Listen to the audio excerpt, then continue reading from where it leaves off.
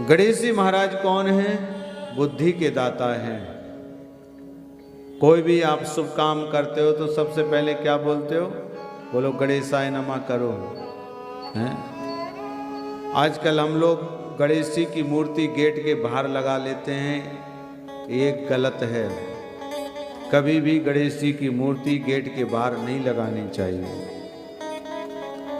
अगर आपने गणेश जी की मूर्ति को गेट के बाहर लगाया तो उसी जगह एक अंदर से भी गणेश जी की मूर्ति को लगाओ। घर में अगर गणेश जी हैं तो कभी खाली नहीं होने चाहिए। कैसे खाली? जैसे पीछे से खाली होते हैं, कभी नहीं होने चाहिए, हमेशा भरे हुए होने चाहिए। अगर गणपति जी महाराज खाली हैं, पूरा घर खाली होता चला जाएगा धीरे धीरे। गणेश जी की सूंड पे लड्डू जरूर हो। और याद रखो, आजकल हम 100 पीस में गणेश जी को बहुत लगाते हैं, ये गलत है। कभी ऐसा नहीं करना चाहिए। भगवान को हमेशा जब लगाना हो तो ऐसे स्थान पर लगाओ जो भगवान गणेश जी अथवा जो विग्रह है, जो भी भगवान हैं, वो आपके पूरे घर को देख रहे हों, उनकी दृष्टि आपके पूरे घर पर पड़ती है। हम लोगों ने अपने आप को एक भेड़ चाल बना लिया। बोले इनके यहाँ गेट के बाहर लगे तो हम भी अपने गेट के बाहर लगाएं। गेट के बाहर क्या लगाओगे? केवल एक नाम, बहुत कुछ है। गेट के बाहर और कोई आवश्यकता नहीं है। हमारे देवी देवता की मूर्ति की आवश्यकता नहीं है, हमारे किसी की भी मूर्ति की आवश्यकता नहीं है, हैं? देखो,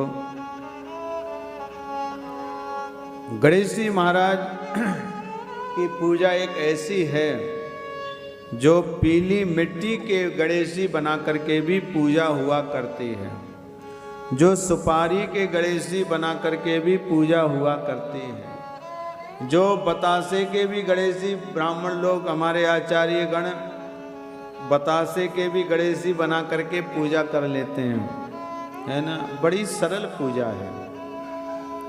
और गणपति की पूजा तो इतनी सरल है, इतनी सरल है महाराज, और इतनी जल्दी प्रसन्न होते हैं, इतनी जल्दी प्रसन्न होते हैं।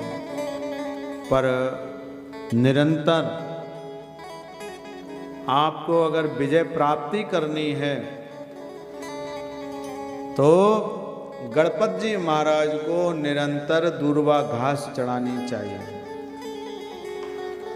आपको अगर व्यापार और बढ़ाना है तो गणेश जी महाराज को प्रतिदिन एक लड्डू का भोग जरूर लगाना चाहिए। पर गणेश जी महाराज खाते नहीं हैं, भगवान कोई भी नहीं खाते हैं, केवल भगवान के आगे रखा जाता है। भगवान केवल सूंघते हैं, खाते नहीं हैं। मात्र सूंघने से ही वो प्रसाद बन जाता है। भगवान के आगे कोई भी वस्तु जब आप रखते हो तो ठाकुर जी उसको केवल नाक के द्वारा सूंघते हैं। गिरिराज जी का आप 56 भोग लगाओगे और 56 भोग जब जब लगता है तो उस 56 भोग के लिए आप मारा मारी होती है, हमें प्रसाद मिले, हमें मिले, हमें मिले। क्यों? बोले ठाकुर जी का भोग लगा हुआ है, भगवान खाने लगे तो कोई भोग भी नहीं लगाएगा, है? केवल क्या होता है,